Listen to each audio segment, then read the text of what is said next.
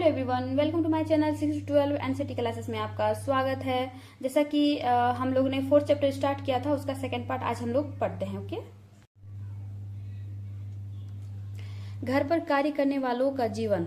मेरा ये वीडियो अगर कोई घरेलू महिला या गर्ल्स पढ़ रही होंगी या देखती होंगी तो आप लोग सुनिएगा। सुन के आप लोग को लगेगा कि ये वाकई में घर का काम को कोई वैल्यू नहीं दिया जाता है, लेकिन घर के काम के बिना कोई भी आगे तरक्की कर ही नहीं सकता, क्योंकि टाइम पे जब उसको खाना नहीं मिलेगा, टाइम पे कुछ मिलेगा ही नहीं, तो वो काम पे कैसे जा सकता है। तो घर का काम सबसे पहले जरूरी है, और जो करता है उसको उसके लिए तो बहुत टफ काम होता है, ये सबको समझ में आता है। लेकिन बहुत किसी को नहीं समझ में आता कि घर का काम क्यों मतलब इतना जरूरी है नहीं। ठीक है, तो चलिए चल जाने दीजिए जो जैसे चल रहा है, और चलिए आगे पढ़ाई स्टार्ट करते हैं। ओके,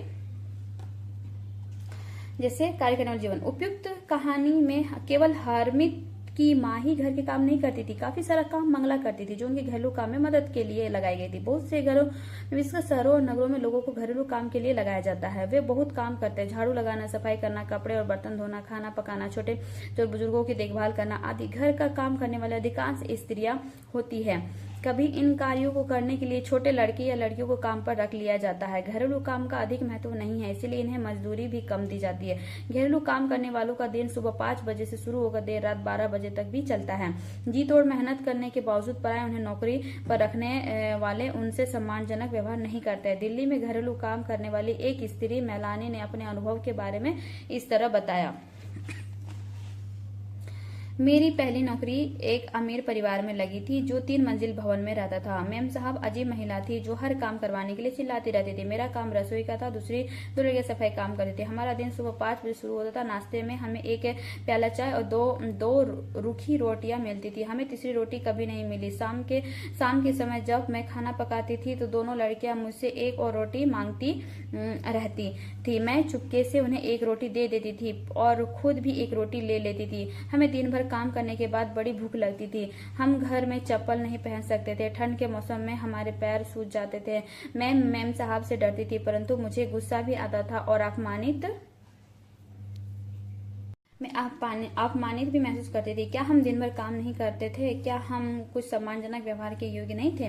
वास्तव में जिसे हम घरेलू काम करते हैं उनमें अनेक कार्य सम्मिलित रहते हैं। उनमें कुछ कामों में बहुत शारीरिक श्रम लगता है। ग्रामीण और शहरी क्षेत्रों में औरतों और लड़कियों को दूर दूर से पानी लाना पड़ता है। ग्रामीण क्षेत्रों में स्त्रियों लड़कियों को जलाओ लकड़ी के भारी गट्ठर से सिर पर ढोने पड़ते हैं। कपड़े धोने, सफाई करने, झाड़ू लगाने और वजन उठाने के कामों में झुकने, उठाने और सामान लेकर चलने की जरूरत होती है। बहुत से काम जैसे खाना बनाने आदि लंबे समय तक गर्म चूल्हे के सामने खड़ा रहना पड़ता है। स्त्रियां जो काम करती है वो भारी और थकाने वाली शारीरिक काम होते हैं, जबकि हम आमतौर पर सोचते हैं कि पुरुष ही ऐसा काम कर सकते हैं।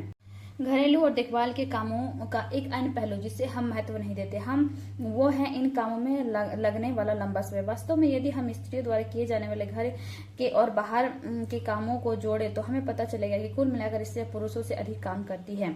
निम्न तालिका में भारत के केंद्रीय सांख्यिकी संगठन द्वारा दिए गए विशेष अध्ययन के कुछ आंकड़े हैं। 1998 से 99। देखिए, क्या आप रिक्त स्थान भर सकते हैं?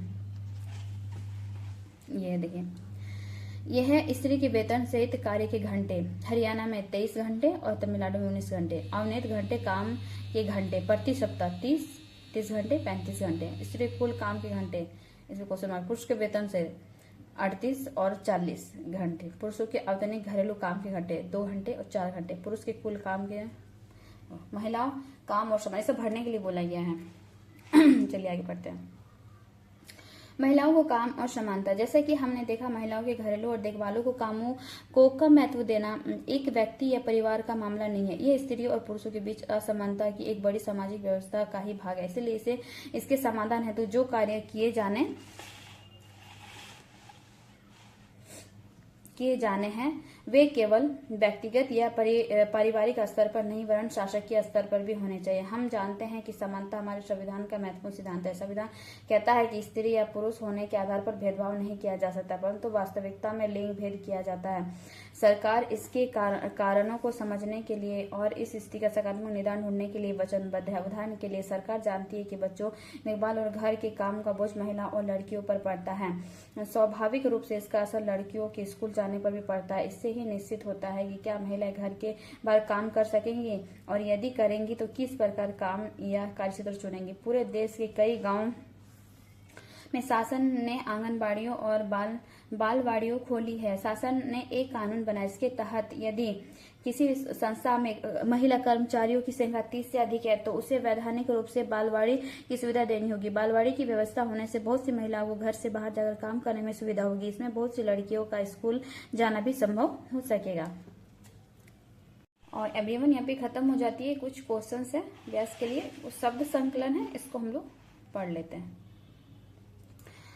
जैसे कि अस्मिता, जिसको कहते हैं पहचान, ये एक प्रकार से समय के होनी यानी अपने अस्तित्व के प्रति जागरूकता का भाव है। एक व्यक्ति की कई अस्मिता हो सकती है। उदाहरण के लिए एक ही व्यक्ति को एक लड़की, बहन और संगीतकार की तरह पहचाना जा सकता है। दोहरा बोझ, शाब्दिक रूप से इसका अर्थ है 2 गुना वजन। सामान्यतः इस शब्द एक महिला को काम की स्थिति को समझाने के लिए प्रयोग किया गया है। ये तथ्य को स्वीकार करता है कि महिला आमतौर पर घर के भीतर और घर के बाहर दोहरा कार्यभार संभालती है। देखभाल के अंदर अनेक काम आते हैं, जैसे संभालना, ख्याल रखना, पोषण करना आदि। शारीरिक कार्यों के अतिरिक्त इसमें गहन भावनात्मक पहलू भी शामिल हैं। अवमूल्यत, जब कोई अपने काम के लिए अपेक्षित मान्यता या स्वीकृति नहीं पाता है तब वो समय को अमूल्यत महसूस करता है। उदाहरण के लिए देखिए, अगर कोई लड़का अपने मित्र के लिए घंटों सोच विचार का बहुत खोज कर एक उपहार बनाता है और उसका मित्र उसे देखकर कुछ भी नहीं कहे तो ऐसे में पहला लड़का अवमूल्यत महसूस करता है। ओके एवरीवन, यहाँ पे 4th चैप्टर आपकी खत्म हो जाती है। Okay everyone, like and subscribe कर दीजिएगा। ओके, 5th चैप्टर अब हम लोग स्टार्ट करेंगे, कल आ जाएगी आपकी। Okay, bye bye everyone, thank you.